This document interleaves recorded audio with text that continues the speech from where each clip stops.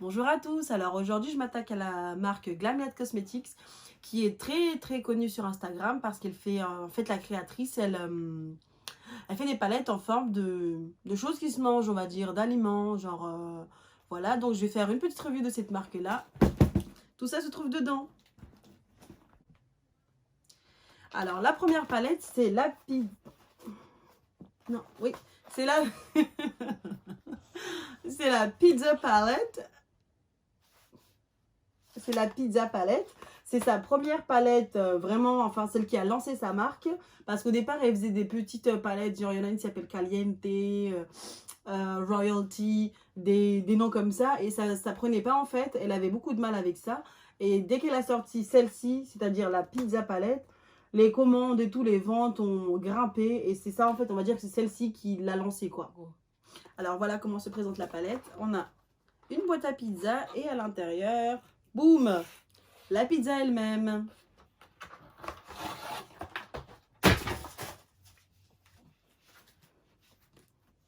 Je vais l'ouvrir. On a un grand miroir rond. Voilà, il se présente comme ça. On a donc un grand miroir rond. On a, voilà, les couleurs. Là, voilà, très alléchant, on va dire. Voilà, donc ça a évidemment des noms d'ingrédients qu'on peut trouver dans une pizza classique. Genre oignon rouge, bacon, je suis pas bacon. L'ananas, bon, c'est pas tout le monde qui aime la pizza hawaïenne. Hein.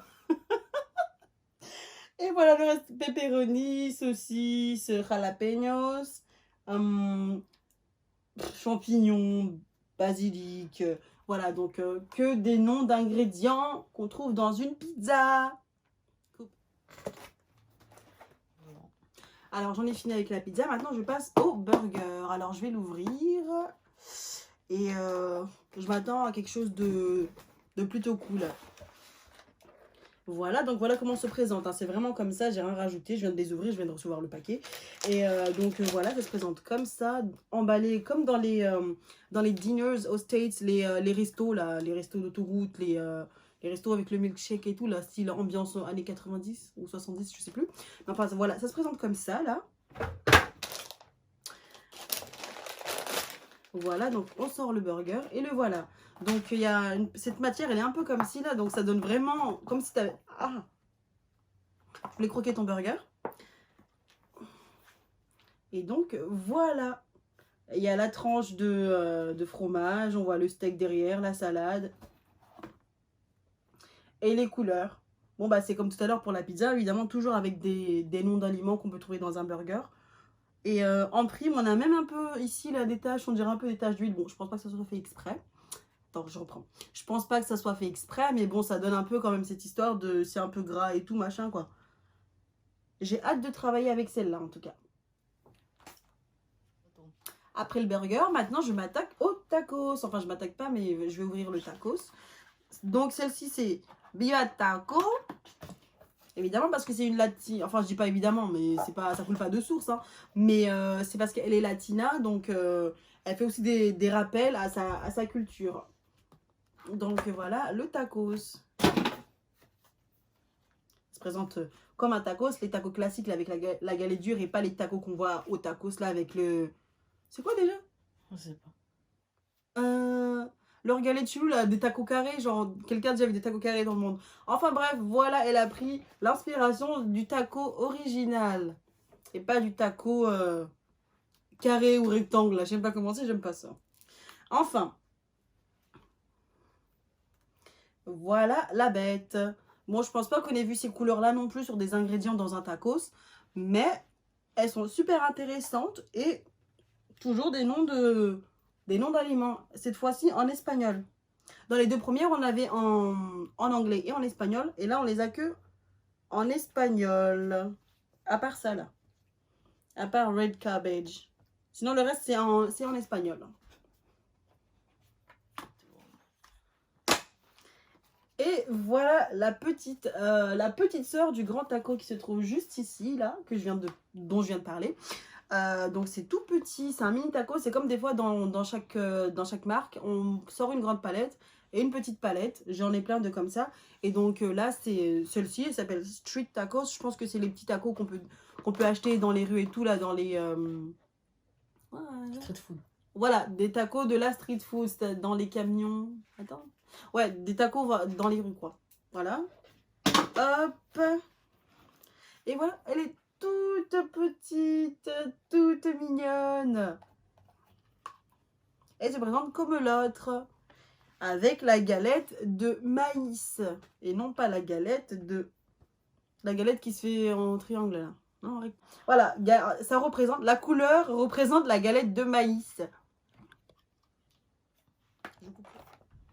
Voilà la prochaine. Donc là, on finit de parler de nourriture pour le moment. Parce qu'en fait, j'ai essayé de faire de les présenter chronologiquement, en fait, de la première, en fait, à partir de celle qui l'a fait connaître, de la première jusqu'à maintenant, c'est-à-dire les plus récentes, quoi. Et donc, l'avant-dernière que j'ai, c'est celle-là, c'est la Paint Palette. Bon, on voit tout de quoi ça parle, hein, de peinture, et on va voir l'intérieur maintenant. Alors, ça se présente comme ça. Voilà, donc ça se présente comme ça. En fait, on dirait la palette d'un artiste, quoi. Bah, parce que bon, tout le monde sait que le maquillage, c'est de la peinture. Donc là, elle fait vraiment honneur à ça. C'est une palette d'artiste. Donc après, tu crées ce que tu veux. Ici, on a aussi le petit pinceau qui est inclus avec. Donc ça fait vraiment artiste. Et en plus, pour aller jusqu'au bout du jeu, elle te met ça, là. Ici, pour y foutre le doigt. Enfin, pour y mettre le doigt. T'es là, tu ouvres. Et... t'es là, tu tiens ta palette et hop là. Enfin, moi, je suis droitière, du coup, je le tiendrai comme ça.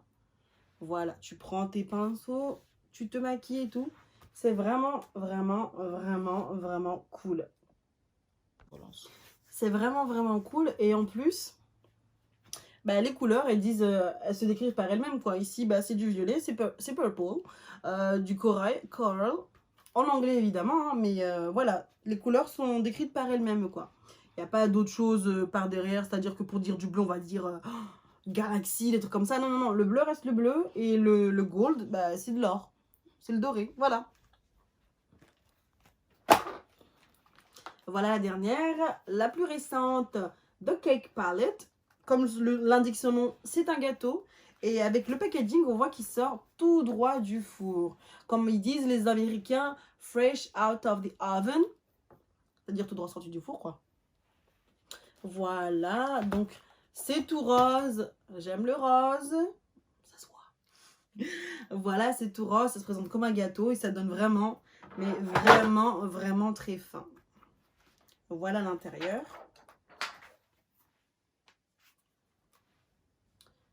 Voilà comment se présente l'intérieur. Donc, que des couleurs chatoyantes, flashy. Flashy. Parfaite pour quelqu'un comme moi qui aime bien travailler avec les couleurs flashy. Ah oui, avec des noms de comment dire, d'ingrédients, qu'on trouve dans les gâteaux, des noms de gâteaux aussi. Voilà quoi, genre carotte, oui, il me semble qu'il y a des gâteaux à la carotte, j'avais goûté, mais oui, ça existe. Cranberries, birthday cake, que des descriptifs liés au gâteau, au dessert.